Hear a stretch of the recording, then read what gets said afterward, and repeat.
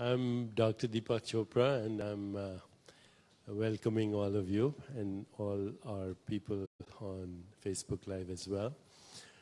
Today, we are making a commitment to create a critical mass of peace consciousness in the world. And it's starting right here from Deepak Home Base with these amazing people. We'll be talking about not only the ecosystem of violence, but about the fact that violence is the #1 epidemic in the world. It's a pandemic.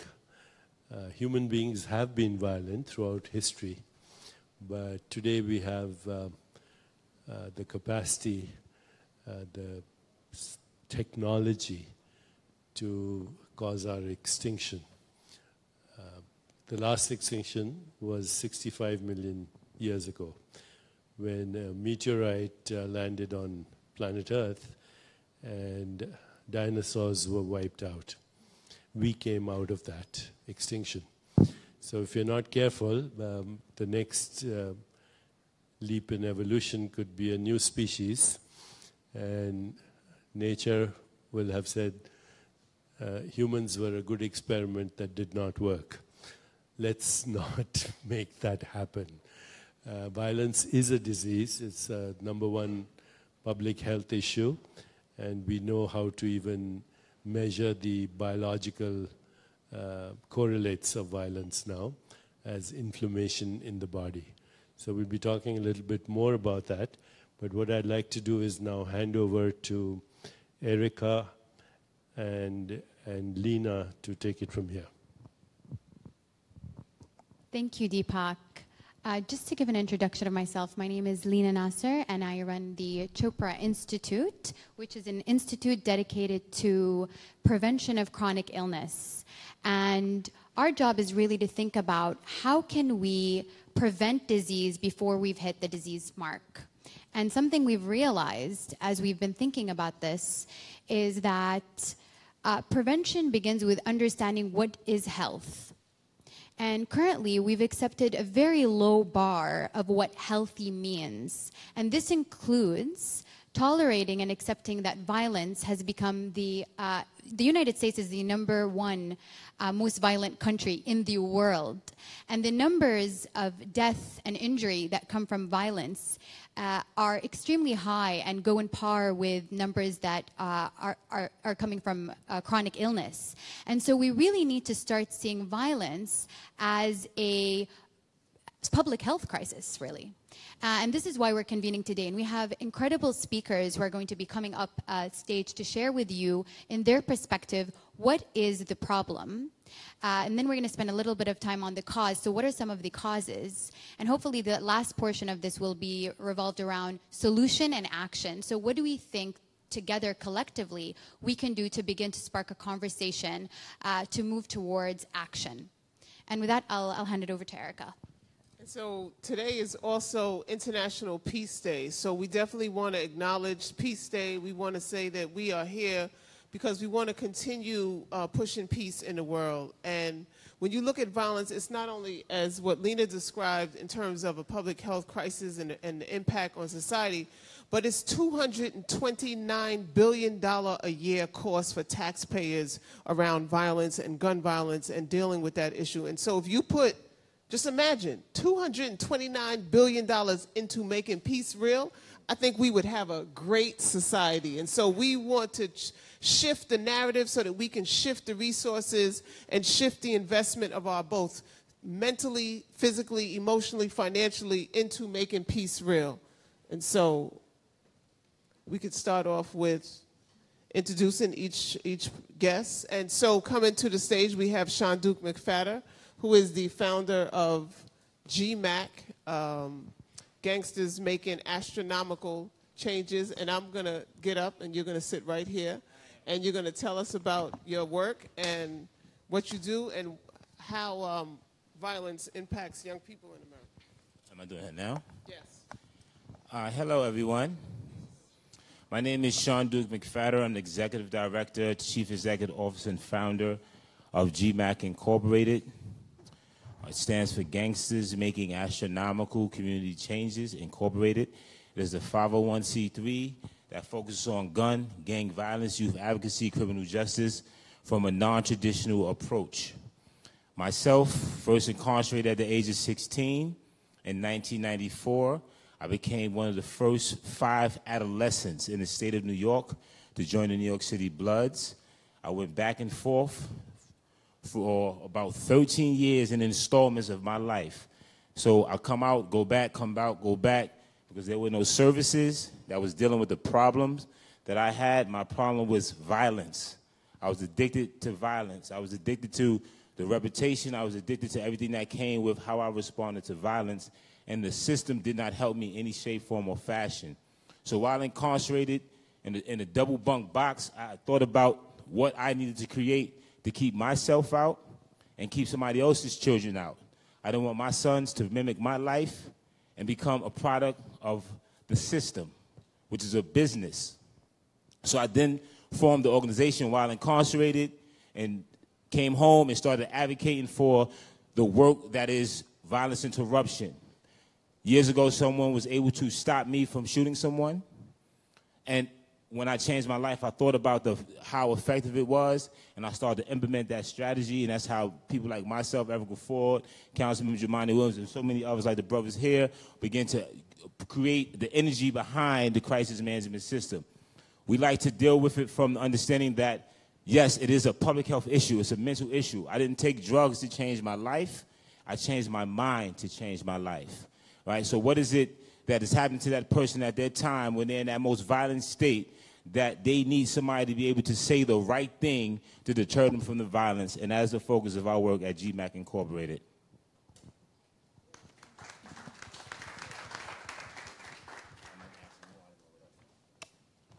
So, Eric, let me hold your seat for a second. That's Eric Garvin from the Mayor's Office to Prevent Gun Violence. We're going to bring him up when we talk about solution, but right now we want to go more into the cause and bring the mic to you, doctor or professor or chief director of the NYU McSilver School, and just let us know how it impacts from your perspective. Absolutely, yeah. So good afternoon, everyone. Michael Lindsay, I'm director of the McSilver Institute for Poverty Policy and Research at the Silver School of Social Work at NYU. I first want to say that I grew up in Washington, D.C., in fact, Southeast Washington, D.C., and if anyone is familiar with Southeast Washington, D.C., you know that it is an impoverished community that has been impacted to a great degree by violence. So I grew up in a very violent community and experienced a lot of friends and family members who have actually died to gun violence. So this really means a lot to me. This work really means a lot to me because you know, we can all point to, if you grew up in that kind of context, you can all point to being connected to someone who has been murdered. And then a lot of us who have, you know, gone through that situation feel very lucky, actually, and blessed to be alive because I could have been a victim at any point in time. So at the McSilver Institute, we focus on the root causes and consequences of poverty. And that means that we're really in the space of doing research and practice in terms of interventions to really get at the root causes and consequences of poverty. Violence is directly correlated to poverty. If you look at most of the violence that occurs, it's happening in impoverished, poor communities. In fact, there are actually very isolated pockets of poverty and violence that happens within those communities. And so while we know that violence has actually decreased in the last 20 years, that has not been the case for the most impacted communities, particularly those who are struggling with poverty. So there's a strong connection between violence and poverty. And the other thing I'll just say is that at McSilver, we're also really interested in trauma in terms of addressing trauma through our interventions, but also doing training to providers. We do training in schools to try to help providers, educators understand trauma. Trauma is connected to violence. And so, we're in the space of doing that work, and I'm really happy to be here and to be a part of this conversation. We're happy to have you. And so we go to, so we could take it to legislation, to City Council, where we would love for City Council to look at violence as a public health crisis. And what lane and how would that, how do you see that becoming a reality, or what is the reason why it's not a reality, or what is the whole conversation around, in the political world, violence as a public health crisis? So, thank you. I'm Robert Cornegie, council member for the vibrant communities of Bed-Stuy and Crown Heights. I grew up spending my years between Hollis, Queens, and Bedford-Stuyvesant, two communities who have the highest rates of violence. I want to start the dialogue, though, by saying that while we'll have a serious discussion about gun violence, actually the number one violence in this country is domestic violence. That's right. And I want to mention that because I have a sister who was killed by her partner because she wanted to leave. He killed her.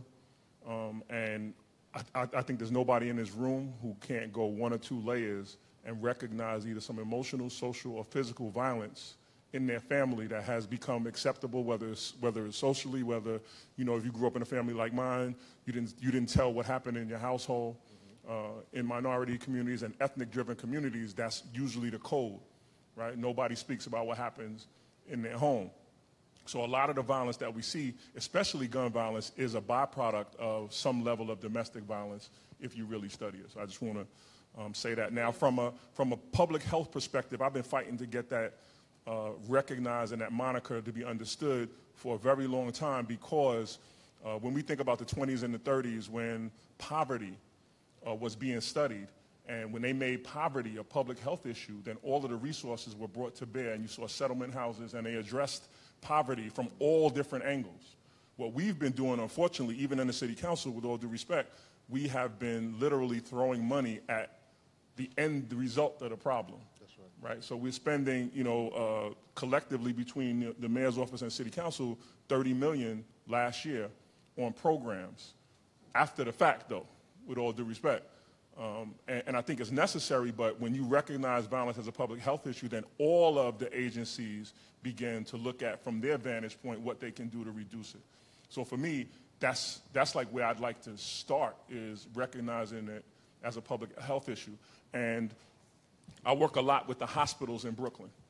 And when we talk about hospitals and minority communities, we talk about often the social determinants to good physical health. And a lot of those are rooted around having jobs and having stable environments to live in, and having all of these things are good social determinants to physical health. I would just like to assert today, right here on this stage, that peace has got to be a part of a social determinant to good health. So thank you for having me.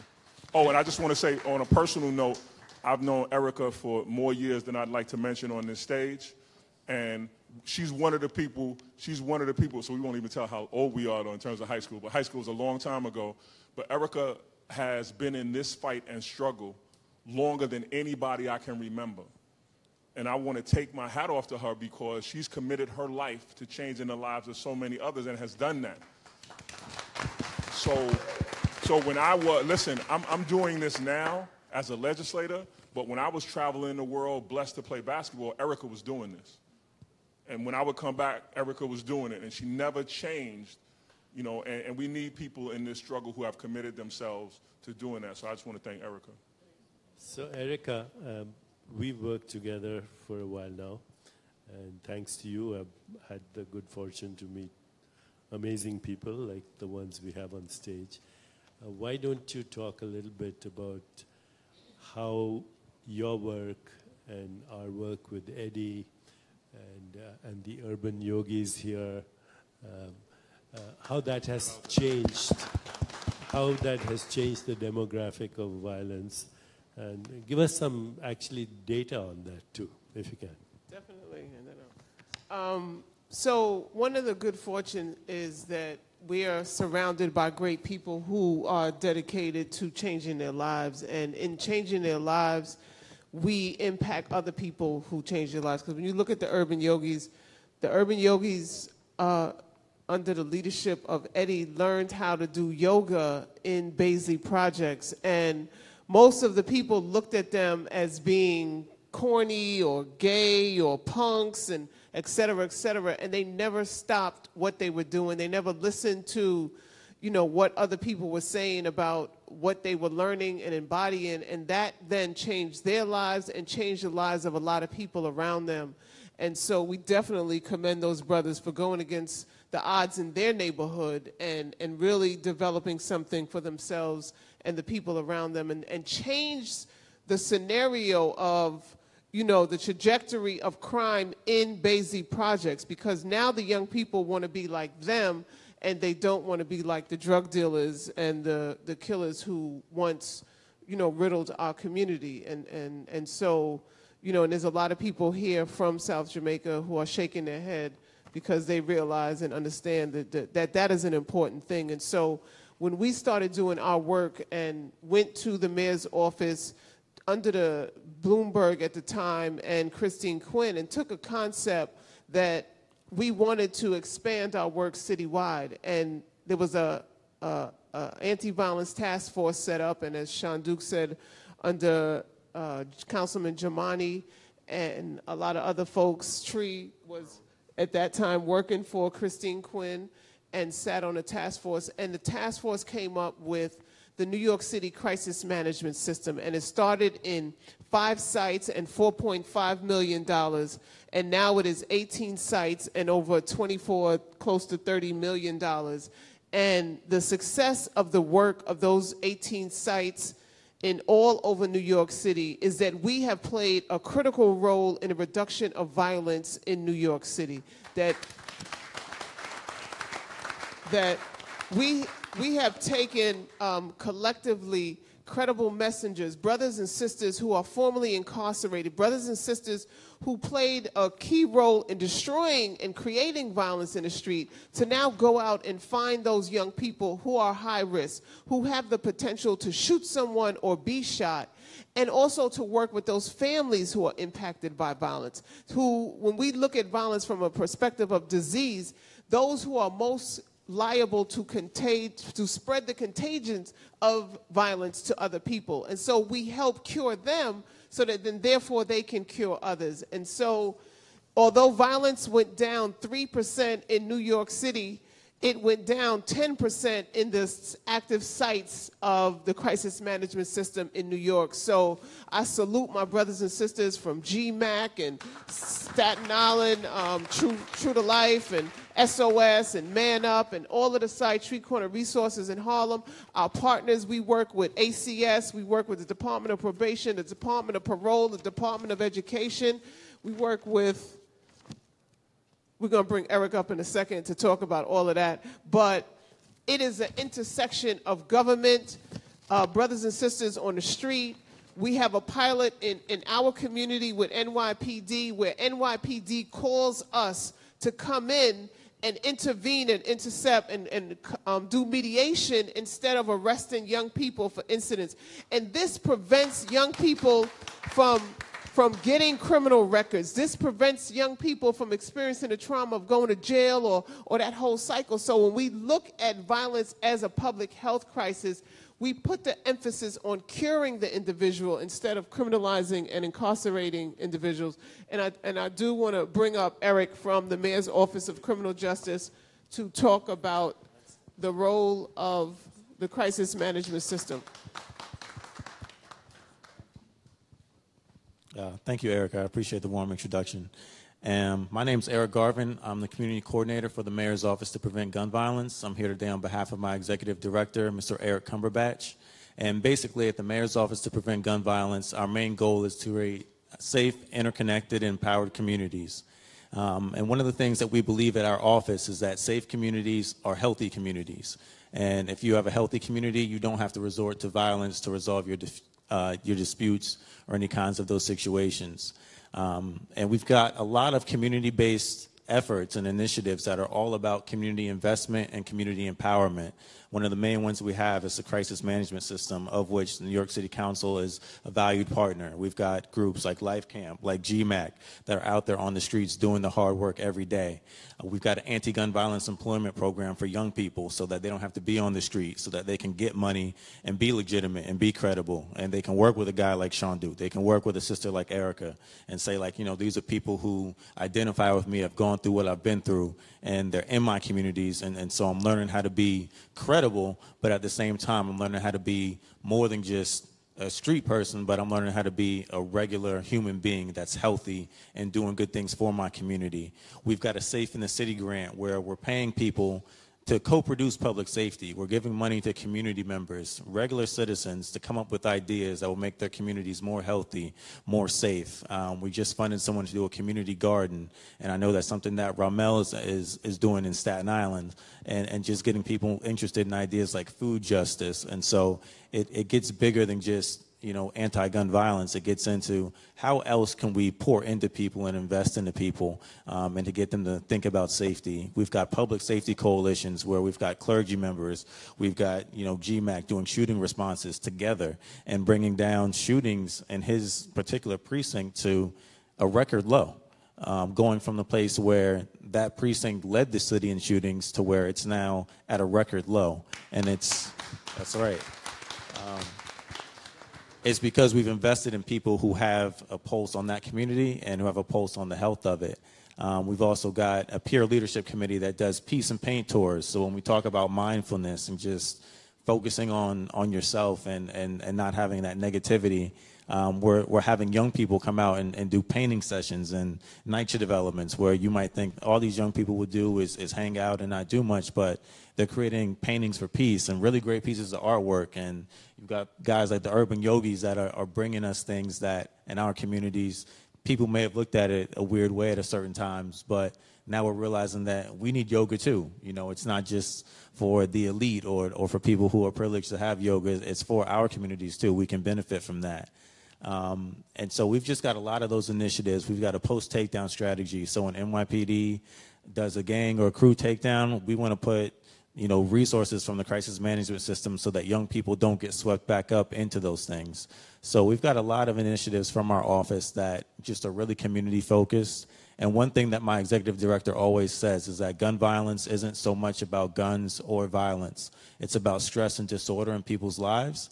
And if we can address those levels of stress and disorder, then we can make a big impact on violence. And New York City is really seeing that. I come from Baltimore before I came to New York City. Right now, Baltimore City is on pace to have more murders than New York City.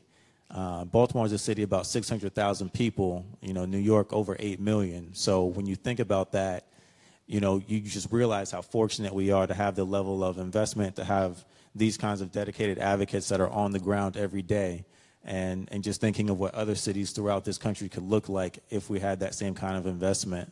And one last piece, as far as mindfulness goes, even the city council, you know, they passed the Fair Chance Act, which is a piece of legislation that makes it so that if you do have, you know, a criminal record or criminal background, that employers by and large can't ask about it unless it's directly relevant to what they're hiring you for.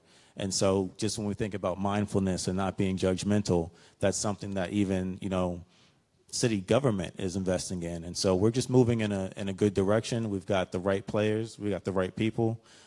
They're powerful. They're real. And we love them. And we love this work. And we're having great results in New York City so far. Thank you. Thank you. Hello.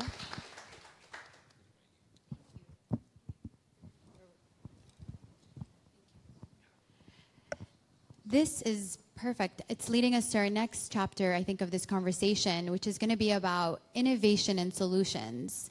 As we've just discussed, and it's been very clear with our panelists, violence is a systemic issue. You cannot treat it. You cannot treat the product, which is violence. You need to treat the root cause. Why is violence happening? And you can start to see kind of a branch of different buckets that that really require attention in order to treat the product, which is violence. So there's education, there's policy, there's food and access to healthy food and nourishment, there is access to good health, there's opportunities, there's jobs, government. So there's all these different buckets, and I think we need to start engaging in the conversation is how do we collectively start tackling these different buckets so that we can start decreasing the violence we're seeing. And so I'd like to invite a few of our guests here today. Mr. Shiv, would you be able to join us on stage? And Malika, please, I'd love to have you here. So one of the things we want to talk about is, when the urban yogis started their program, they were looked upon as losers, and now they're the leaders of the community. So Mr. Khemka is very involved. He's an Indian philanthropist, has done a lot of work, very involved in youth and leadership. He's going to say a few words, and Malika is going to talk about her work with children as well. Thank you very much. I'm delighted to be with all of you, and it's so nice to be with a group of people really thinking about the real issues of our times. But these issues, as Gandhiji said, and I always think Gandhiji was born in India, but really is a global citizen, belongs to all of us. He said, truth and nonviolence are as old as the hills.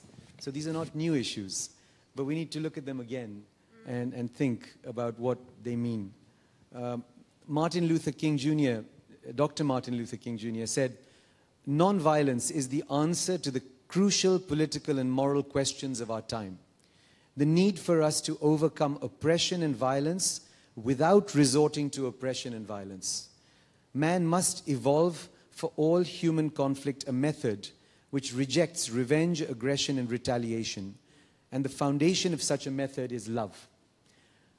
And Gandhi, a few quotes from Gandhi, because when one thinks about these great leaders who influenced each other and really are points of light on our planet, Gandhiji said, poverty is the worst form of violence. One of our speakers earlier talked about poverty and how a lot of violence is bred out of situations of poverty. But poverty itself is a form of violence. And Gandhiji said, intolerance, so he went from the external to the internal, and intolerance is itself a form of violence, a violence to the intellect. And hatred is violence to the heart. And so when we look at it, we are a foundation. We have a focus on education for young minds. We reach 3 million children in 14 countries, K through 12 and college. And when we started our curriculum and our foundation, we felt that the education system actually was broken because there was such a focus on math, science, X, Y, Z, and very little focus on these issues of the heart. Very little focus on really thinking about what the ultimate aims of education ought to be, such as reducing violence in our hearts should be a core aim of education, and yet we don't really focus on that in our school systems, in our schools. I come from a country where we have a huge population, 1.3 billion people. We add 25 million people a year, so every 15 years we add the United States to our nation. 300 million people, size of the United States, live on less than $1.90 a day. 600 million people have no access to toilets and defecate in the open. And this is a form of violence. 1.8 million children die of diarrhea every year, a curable disease. And these are all external things. And our government is now working to try and solve these things by starting programs to clean our country and get all of us involved in cleaning the country, a program called Swachh Bharat. But actually, I believe that the solutions are not external, they're internal. And if we don't start working on the minds of our young children, every child, to think about what it means to be peaceful, just, non-violent, truthful within oneself, the external reflection will always be negative. And so you talked about stress and disorder in people's lives as a core part of, society around us. But these things can only be resolved if one starts working on the internal mind condition and health of each individual. And then that together will reflect on a totally different society. So it's something we're working on, and we really applaud the ultimate guru here, our dear friend, Dr. Deepak Chopra and his family and his foundation, and Lena and everyone else doing wonderful things. And we are following in your path, and anything we can do to be part of this journey always gives us joy and pleasure. Thank you. Thank you.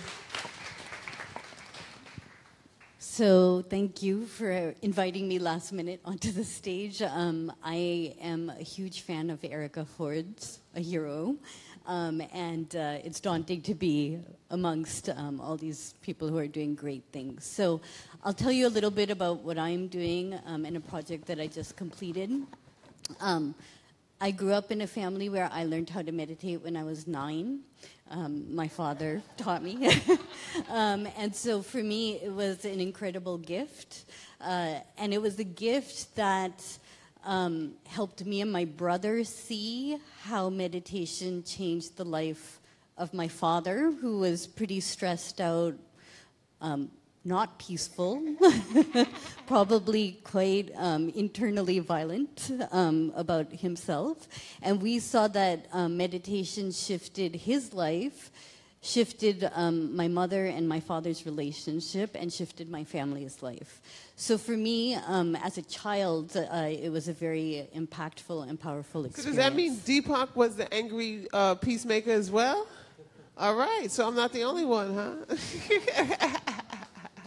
And so, you know, and I've kind of had my life, and then I became a mother, and I was pregnant on 9/11, and that was a pretty traumatic day for everyone. For us, we thought my brother was on one of the planes, so we all had a really kind of gutful, you know, realization of what this meant in violence in the world. And so I've tried as a mom, I have 2 daughters, I've tried as a mom to share these gifts that I received in my life, meditation, but also the power of intention and thinking about what we want in our life, not the material things that we want, but the qualities that we want in our life. And so I've been very fortunate to be able to share that. And I did just complete a book, which will come out next spring, but it's a book on meditation and mindfulness and intention for 8 to 12-year-olds, because I think what we have to do is we have to solve these on a community level. But then, as you said, it has to be individual, and we actually have to give kids tools. And that's the great work that Eddie Stern and you and the urban yogis are all doing as well. So thank you. Thank you. Thank you. So when we look at violence as a public health crisis, what do you think is the catch that would allow people to bite into it and help bring that conversation to another level? Any of y'all, doctor, professor, chief director?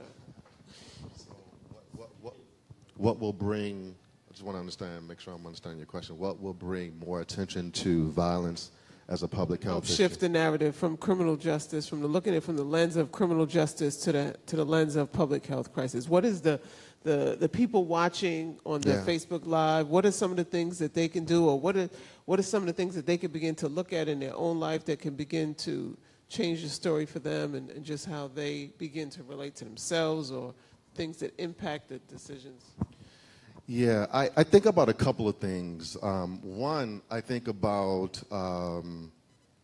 treatment, right? About understanding how violence can lead to, you know, feelings of stress, trauma, depression, things like that, right? So I think about the importance then of how do you begin to, so a lot of my work is in a school-based context, and so how do you begin to bring in opportunities like mindfulness or even treatment for kids who are experiencing anxiety and depression, and really address, you know, violence and, you know, the things associated with it, like mental health issues from that context. I mean, when you think about what kids have to go through kids who are in a violent, poor community, the lack of resources or even opportunities to have a playground. I mean, many school districts are doing away with playground equipment. What does that say to a kid about, how they view themselves or what is important to them in terms of their overall success and well-being? So I think, I think about treatment as an important issue that commands our attention from a public health perspective, but also it really helps to set up kids to succeed and do well. So that's one thing, that I think is really important. So for me, I think about it from two different perspectives. I think about it from the general consumer perspective, which is the person who's probably watching this or who's here today. And what I would say to that person is that what you focus your intention and your attention on is what you get more of, right? So we spend a lot of time even focusing our intention on changing the dynamics around us when really you should be changing yourself.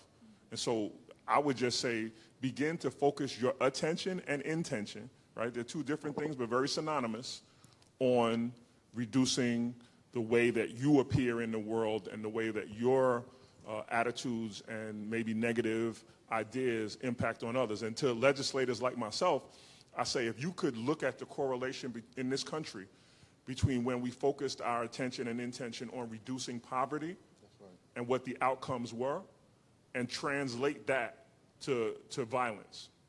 Because without that intention, the idea that we can, even if it's 30 million, if we go to 60 million, the idea that that's going to change your trajectory is not a true statement. It's going to probably, reduce some of the outcomes, but that's not where the problem lies in the outcomes. It lies, in way before that. So as legislators, we got to think about how to deal with what's underneath and the root causes, like someone mentioned earlier. And the root causes are, obviously, we mentioned it, poverty. In my office, there's a big poster of Maslow's hierarchy of needs. And I teach my staff to deal with constituents based on Maslow's hierarchy of needs, the highest being self-actualization. And then the idea that communities like ours have so many obstacles in between, whether it's the lack of love, whether it's the lack of housing, whether it's the lack of money, to get to self-actualization and meeting people where they are on Maslow's hierarchy of needs. And that's just a visual way of dealing with someone when they come in for help. So those are the two perspectives that I every day have to look at violence as a public health issue. Those are the two lenses that I find myself having to look at it through, from a consumer, one-on-one consumer idea about how they look at it, and then from a legislator's lens. So when we look at crime, that means a young black or Hispanic person. When we look at gangs, that means a young black or Hispanic person. When we look at all that happens in our community, it's about the criminality. So when I started to understand my mindset, understand the work, I realized that when I was in the streets, my enemy was NYPD because of the crimes I was committing, right? So in my mind, I was a criminal mind. And it's all about the intent in that criminal mind. So as my mindset changed, those who I once thought were my enemy were no longer, and I felt I shouldn't have no problems in that mindset, right? So we have to look at the message that's being projected. When we see a crime happen in our communities, if it goes on the news, automatically it gets a tag to it, right? The tag might be gang-related. And he spoke about domestic violence being the catalyst to gun violence. And I always say that domestic violence leads to gun violence, because if you hit my sister, I might be gang-affiliated, and I might go shoot you, but it ain't had nothing to do with me being gang-affiliated. It had to do with the fact that you hurt my sister, and that's how I was taught to respond. So is that criminal, or is it just me responding off of not having all these things inside that help me find a different way to deal with that anger of somebody hurt my sister? So what we have to do is look at all the acts of violence, not just the gang acts of violence, the law enforcement acts of violence. We have to look at the school shootings. We have to look at the theater. We have to look at the post shooting. We have to look at all these things in different neighborhoods, right, and put them all together and say, okay, all these things, all gang and poverty-stricken areas where these crimes are happening. No, it's all over the world, right? So now if we're saying, okay, it's not just criminal, because you could be somebody who was good today and something happened, they turned you that gun tomorrow, then we're talking about helping the public, right? Where we see ourselves as community health workers, right? If I'm sitting there getting in front of you and I'm stopping you from doing something to hurt somebody, I'm helping the health of that community, right? If I'm stopping you from doing something that's going to send you to prison, I'm helping you in your health, right? Because mentally, you're gone when you feel that your only response is the gun. So we have to start getting the community to understand the message of what public health is, how we're pushing this message, right? If I can get in front of a person and stop him from pulling the gun, I'm bringing health back to my community.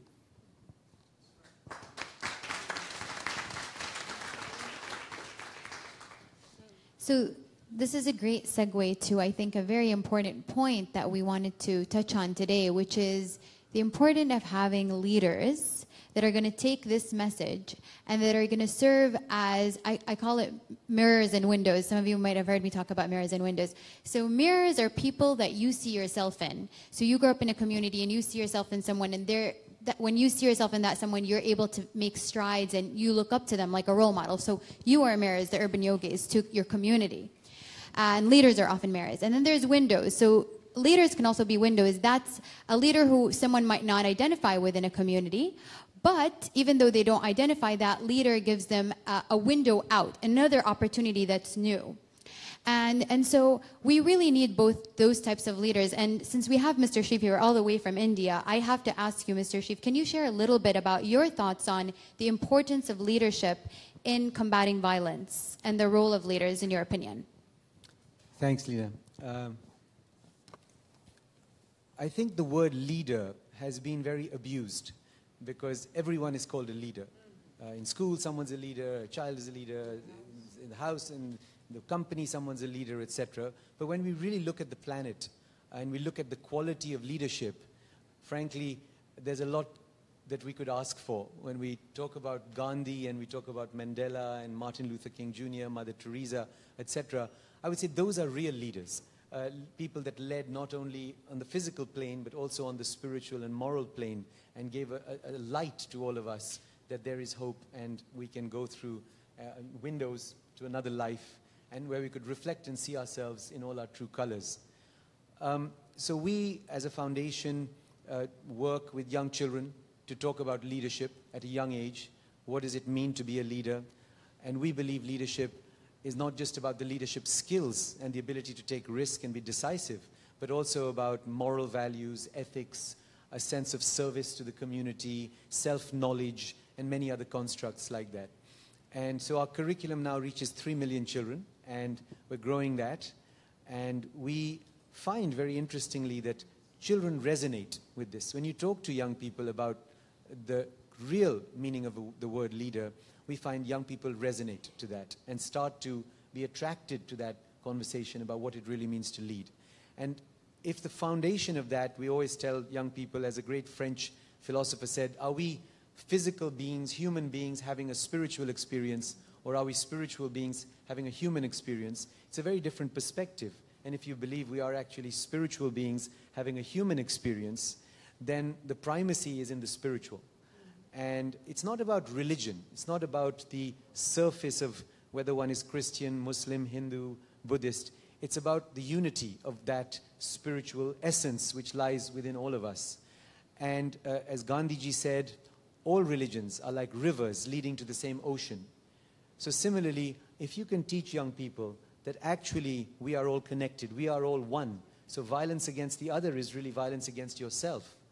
Or as Lord Buddha said, anger, the person who is angry burns himself. It's like holding a coal in your own hands. If you hold a coal to throw it at someone else, you're going to first burn your own hands.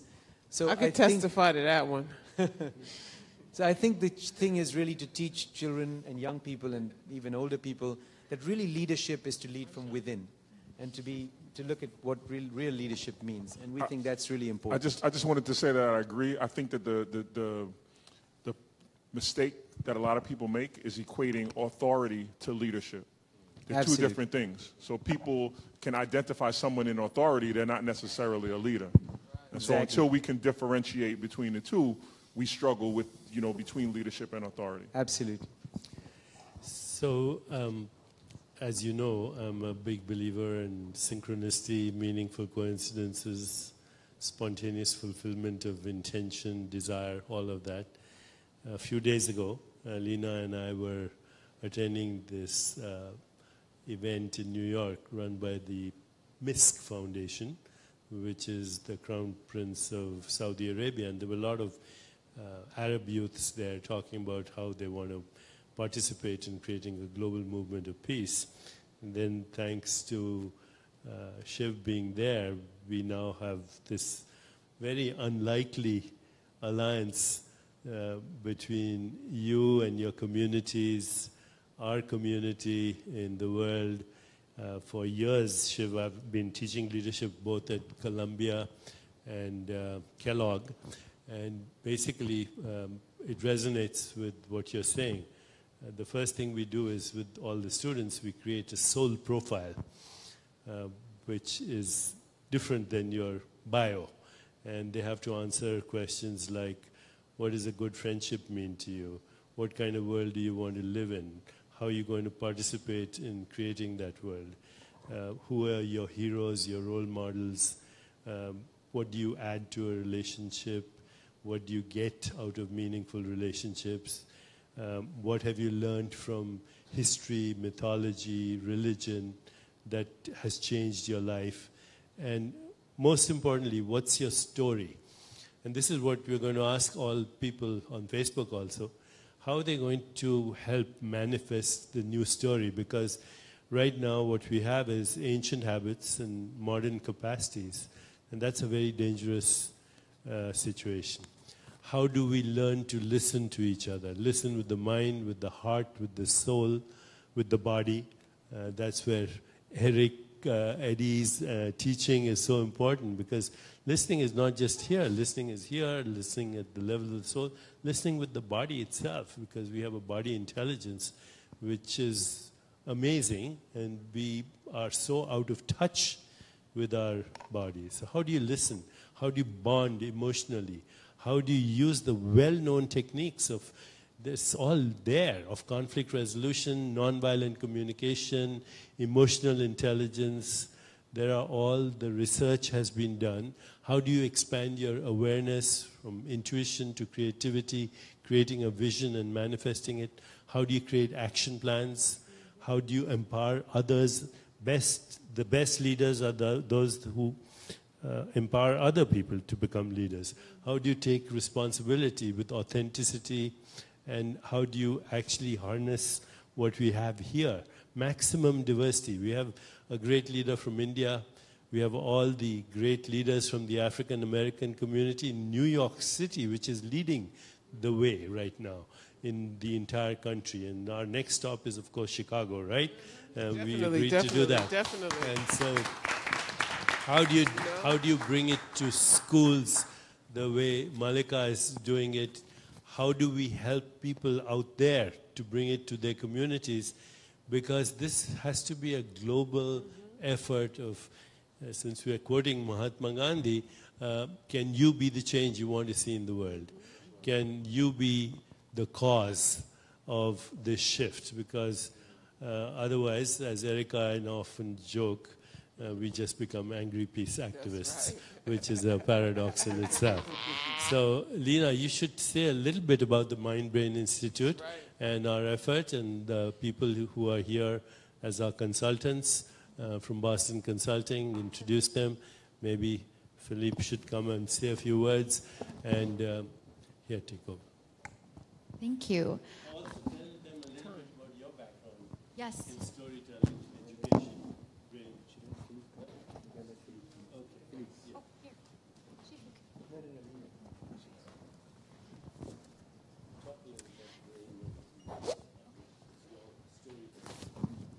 Thank you. So again, I'm Lena, and I'm running an incredible new institute that we're starting. It's a startup nonprofit. It's called the Chopra Institute, and it's all about prevention. So really systemic change and dealing with the issue before it's hit the problem. And my background is in cognitive psychology and education, and I'm from Saudi Arabia. So predominantly my work has been actually flying tonight to Saudi Arabia to speak with some little girls about the research that I do, along with other things. But my research is about narratives and storytelling and the impact of storytelling on the mind and brain and on performance. And my research actually all started from pulling a book when I was back when I was in college. Just walking in the library, pulled up this book by his name is I think Muhammad, forgetting his last name, but the book is called How to Teach Math to Black Kids. And it's by an African-American teacher who found that when his African-American students that he was teaching math to were actually failing, they weren't doing well. And what he found is when he introduced the African-American contribution to the math discipline, have you heard of this book? So the students' grades skyrocketed. And I saw this research and I started to think about my stories growing up. They weren't very empowering stories about girls and what girls could do. And I went to Saudi Arabia and I started studying what is the current narrative that's not empowering and what does an empowering narrative look like. And I started studying if introducing an empowering narrative would actually change the performance of little girls. And it did. I remember the last study I did, there was a 23% jump from pre-story to post-story for these little girls. And so narratives and things that we do in society, such as education, become very important markers that tell us what our potential is and how we can participate in our societies. And they tell us about our abilities, really. And so the institute that we're building together, Deepak and Ray Chambers as well, and Philippe is here, and there's Zinnia supporting us in the effort, and Rosie and Vicky as well, is we're trying to build an institute that would prevent disease through looking at things systemically. So through looking at things like education, leadership, government, the healthcare system. And with that, I will give the mic to Philippe to share maybe a little bit more from his perspective on what's important and the work we're doing together. Can I just interject before Philippe starts? Councilman Carnegie has to go to another event, so he just wants to... No, listen, I want to say that my leaving is not a testament to continuing to work in this arena as much as I can.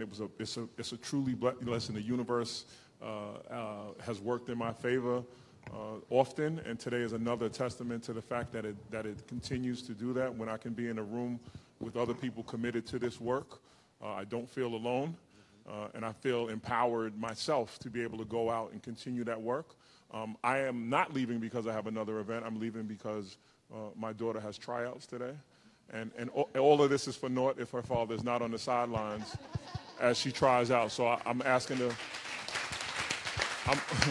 I'm asking one, collective energy that she makes the team, and two, basketball, which she's probably, I mean, it is what it is, but I still have to be there regardless. Go for it. Yeah, so I just want to say thank you, Deepak, so much for convening this very important dialogue and for allowing me to spend time in your space, which again has empowered me to go and be even more resilient as it relates to... Well, we're very grateful that you joined us, but we're going to hold you to a lot of promises too. No problem. And all of us are going to work together. This is going to be a global ecosystem. When you have maximum diversity of people, maximum diversity of talent, we have an open system, and you have something happens that never happened before, and it's called emergence. So today we are seeing the birth of emergence. Thank you so much.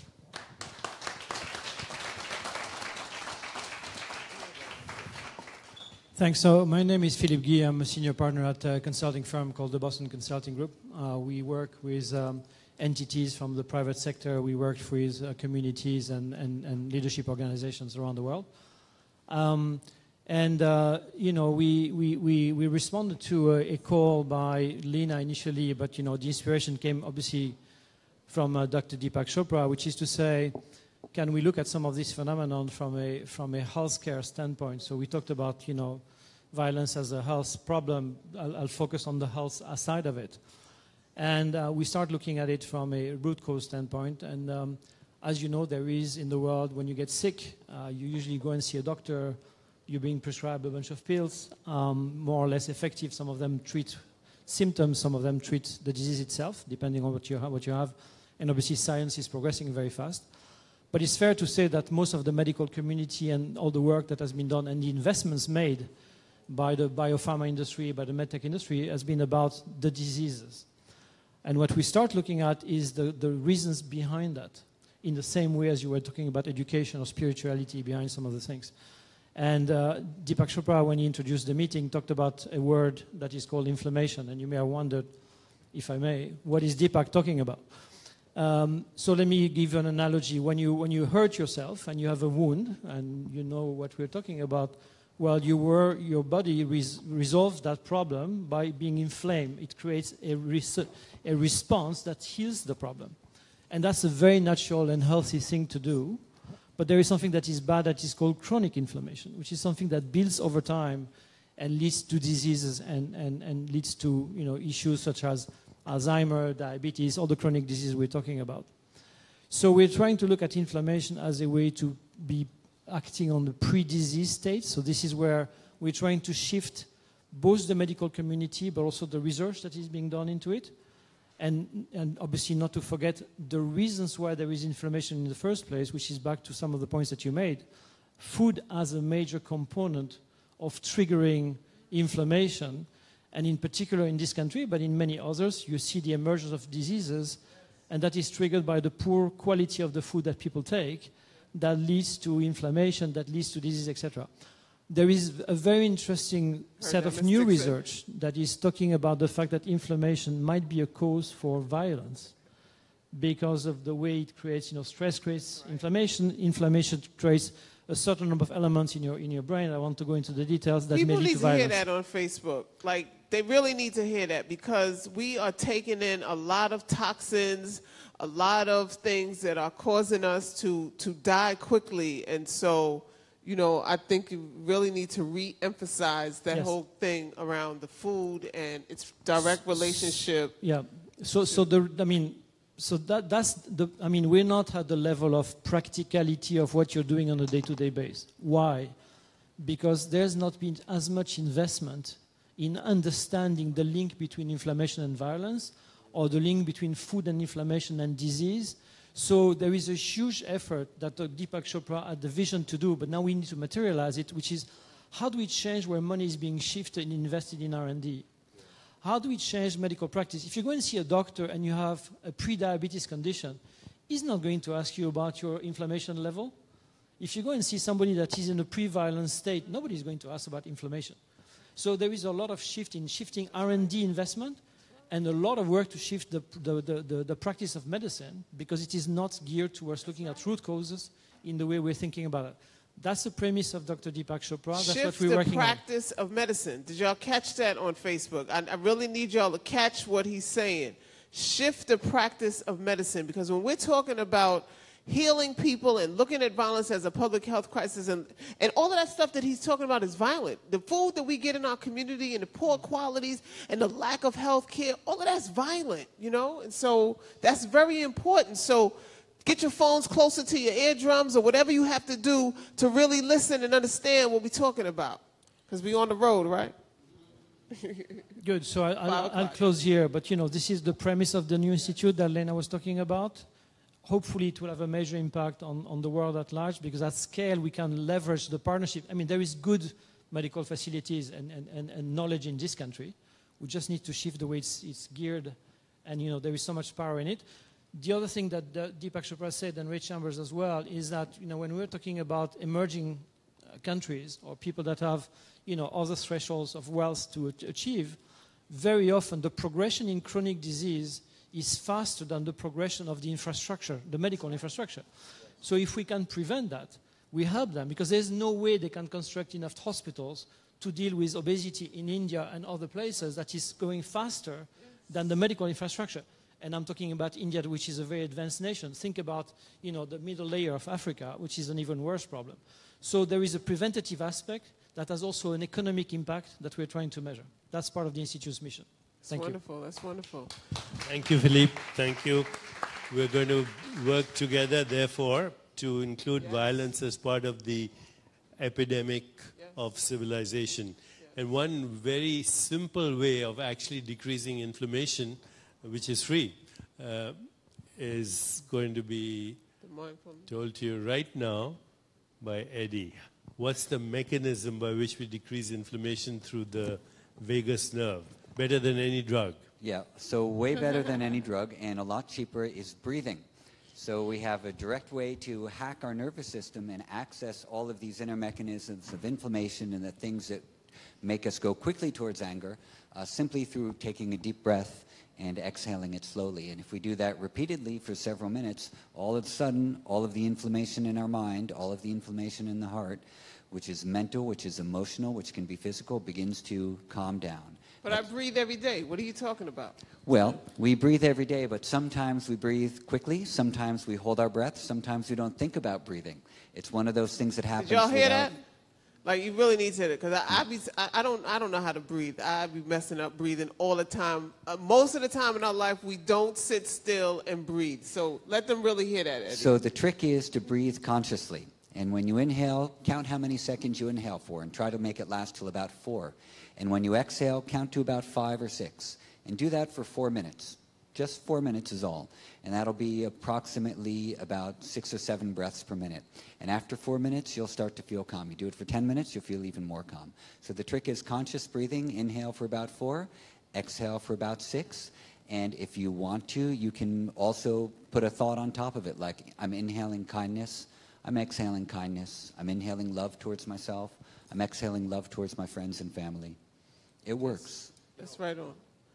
Before you say that, the sister, I want to bring up the sister Donna Hilton. As we talk about all of these methods, and when we talk about the question of looking at violence as a public health crisis against criminal, Donna is one of the leading people on the question of incarceration and mass incarceration in the United States, particularly as it relates to women. And so everything that we're talking about, how, from your point of view, or from the work in which you stand, working with so many incarcerated folks, how does this directly impact those folks, and how are some of the tools that we talked about can brothers and sisters who are locked down use those to begin to close out? I just want to tell everyone that after this discussion, our urban yogis are actually going to do a yoga session for all of you.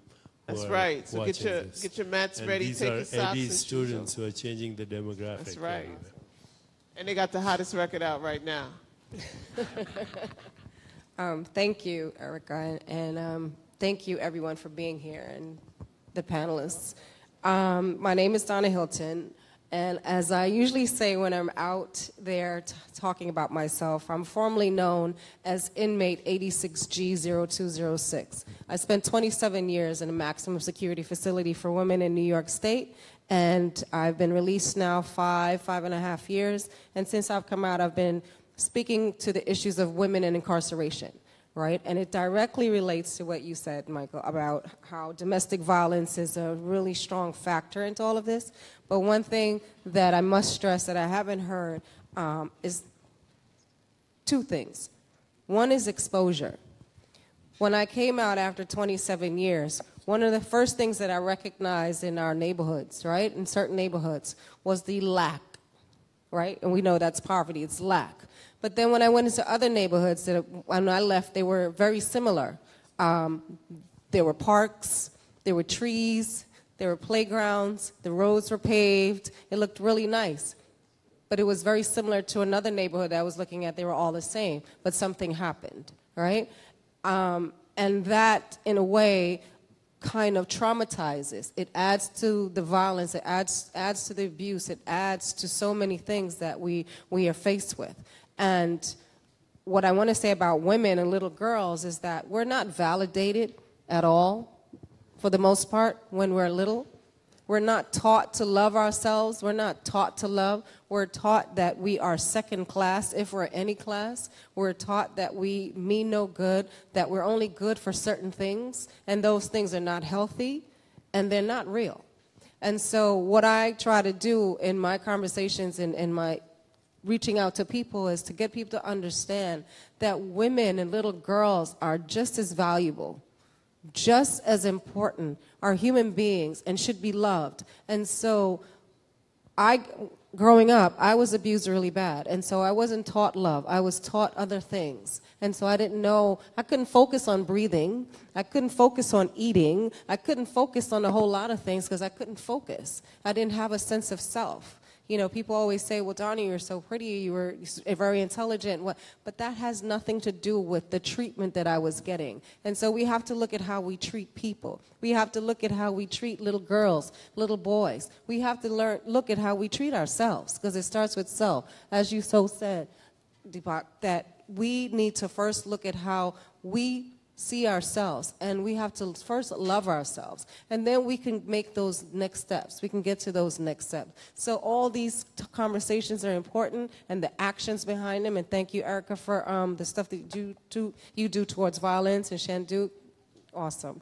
But I must stress that we have to start reimagining. We have to start going back to our humanity. We are losing our humanity in every second. Every breath that we take, we are losing it. And we need to look at that. We need to bring that back. If we can recognize the humanity in ourselves, we can then be able to do better and be better. And the greatest thing that we can do is love. Love self, and then we'll love everyone else.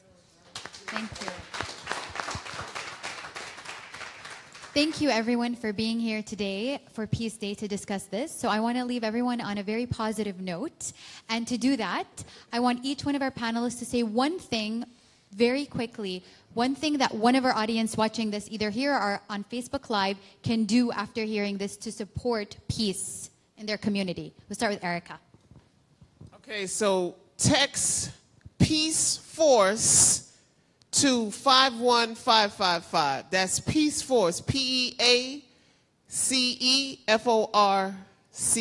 because we're building a peace force to come at this. Text Peace Force to 51555. 51555. All right? I just wanted to make a quick point about how hyperarousal is a manifestation of trauma, and it's related to further violence or being involved in violence. And so the work that that you all are doing around meditation is really important, because particularly for kids, it helps to slow down hyperarousal feelings, and then that is related to violence. So just a great plug for you guys in terms of the work that you're doing, and really helping kids to deep breathe and to relax and slow life down, so that it does not connect to their hyperarousal. To promote peace, where I'm from, we're taught to promote negative. When somebody we know is getting into an altercation, we quick to push them to that altercation. Because the music, the movies, everything that has happened has taught us to look forward to that violence. So we all don't even understand the level of promotion of violence. Sometimes just sharing a violent post on Facebook adds to the violence, right? When you think you're sharing it in a way where you're talking about, oh my God, look at this, what you're doing is you're giving life to the negative. So try giving life to the positive that you see. If you see something that somebody wouldn't normally share, why don't you share that, right? If you see somebody in the midst of an argument and you know that you have a respectful relationship with them, how about talking the word of peace in their ear? We have to get back to that those two people on your shoulders. Everybody got the devils. Let's get two angels on both shoulders. Thank you. I think and that's I'll from say Shandu, the last word after Burley calls. Hold on one second. Shandu, who on his way here got stopped by the police and arrested, and you know, and he videotaped it, and we saw the video, and it was he was amazing in his response to the police, you know, and so we commend him because he's come a long way in his transformation and leadership on that work. Thank you.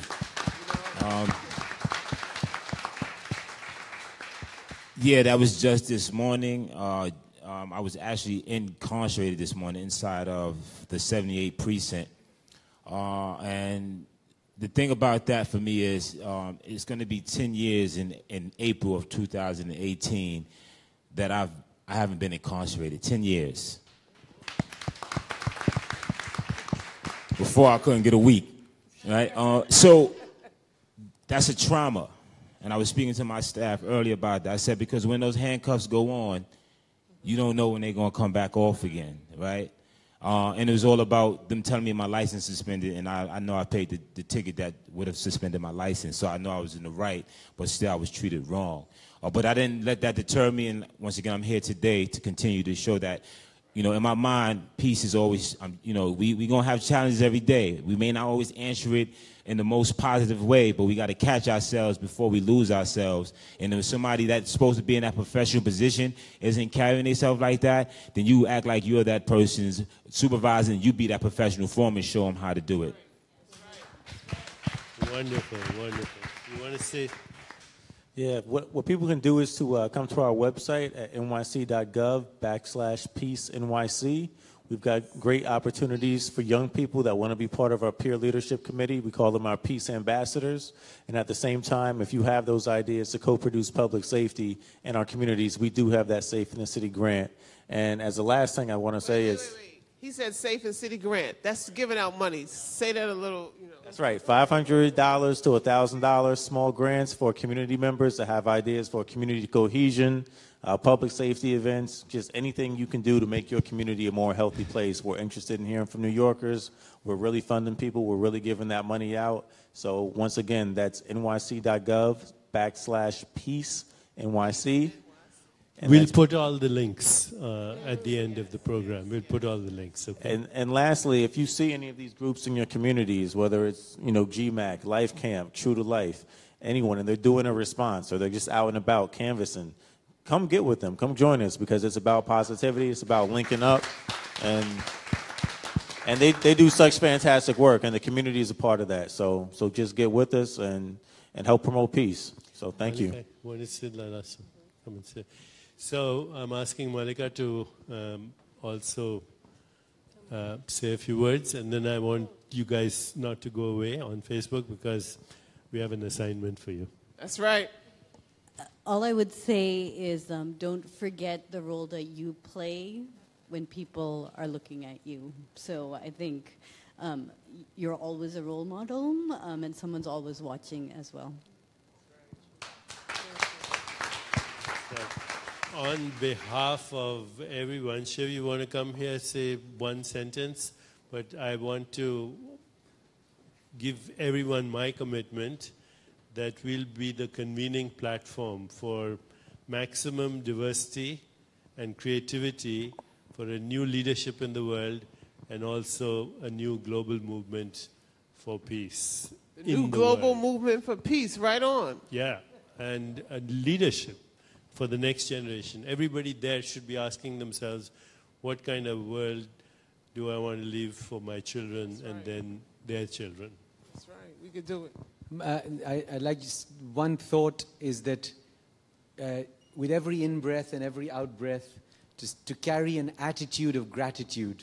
Right. And I think that makes one peaceful. Thank you. I think I just want to reiterate what I said.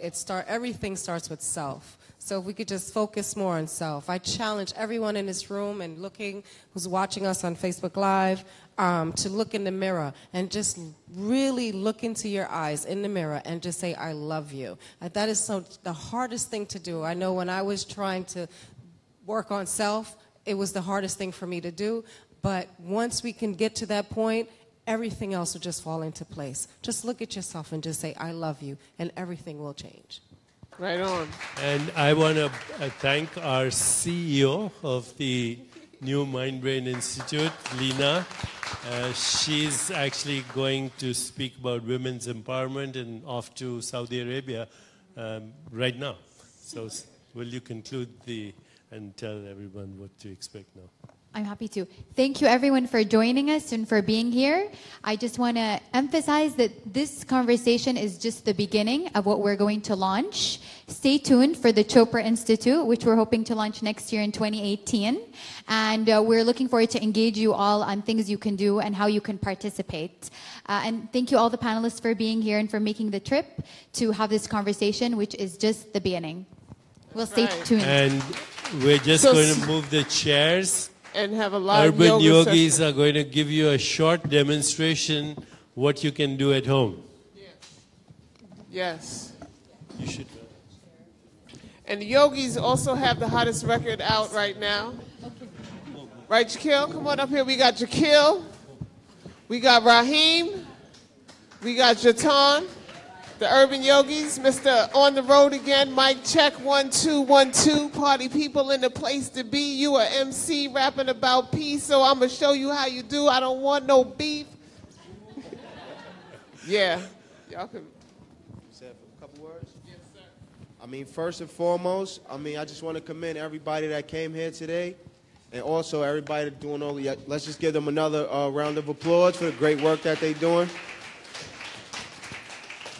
And also, before we get moving, I just wanted to say, like, I heard Deepak and Erica, they saying, like, oh, when we got started doing this work, it was like a bunch of, like, resistance and people saying that, like, it was gay or, like, a whole bunch of just stereotypes and everything about it. But when somebody has a fear of something unknown, there's going to always be resistance to it. But in order to get a message across from something that's unknown, you have to be a credible messenger. So that's what we are in our neighborhood. We always been credible messengers. And not to say that it was just an automatic resistance to it, it's just that there's always going to be rotten apples in a basket. So what you do is you just remove the rotten apples and you just keep your mission going forward. But here right now what we're about to do is my brother Raheem is going to give us a short demonstration of some poses you could do while you're at home, and me and Jatan is going to show examples while he speaks. Before you do that, I want you guys to meet Nima. He's an actor. Come here, just say hi to them. He's going to do some commercials for our peace movement. I just bumped into him on the street. Thank you, Nima. 2 A's, 1 B, and Sade. Stand close.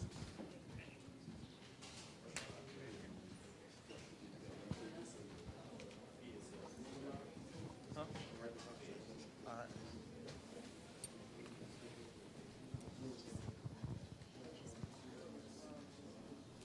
I'm good here.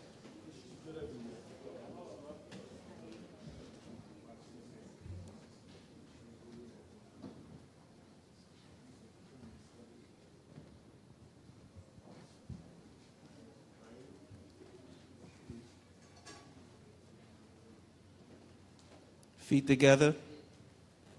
We're going to start by inhaling our arms up, looking at our thumbs. Exhale, bring our hands down to our feet. Inhaling, our heads up. Exhaling, step or jump back and lower down. You're going to inhale to upward facing dog. Exhale to downward facing dog. You're going to hold here for 5 breaths. 1,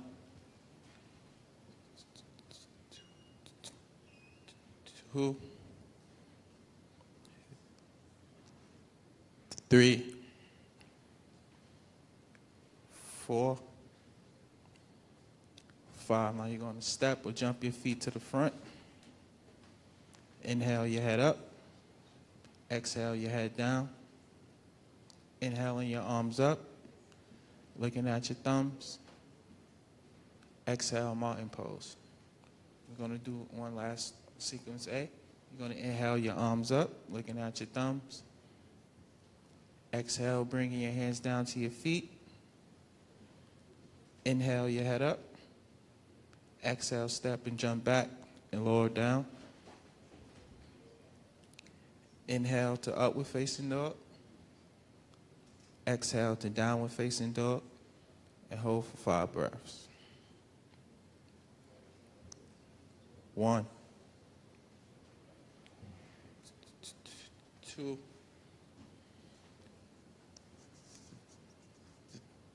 3, 4,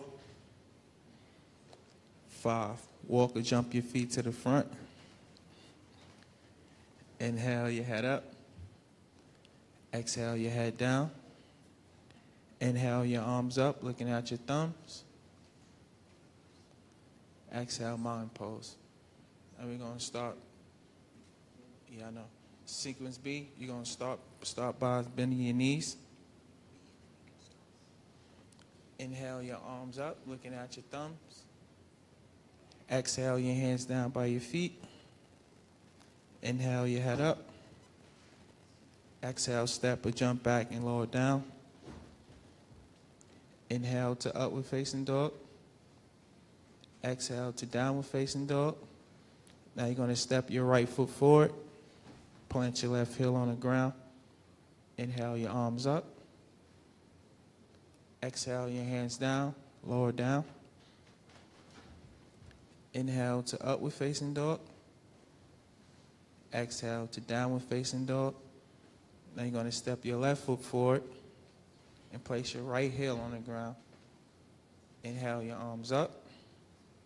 Exhale your hands down, lower down. Inhale to upward facing dog.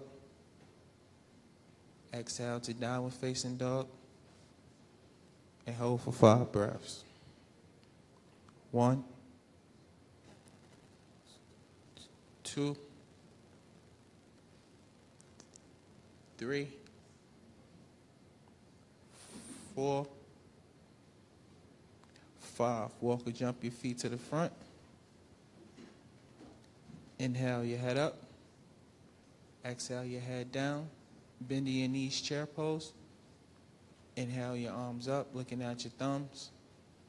And exhale, mountain pose. And that's it. Thank you, Rahim. So we'll be in touch. We'll put all the URLs and links. Let's remember today is International Peace Day, and together we can create a more peaceful, just, sustainable, healthier, and joyful world. And we'll do it. Thank you.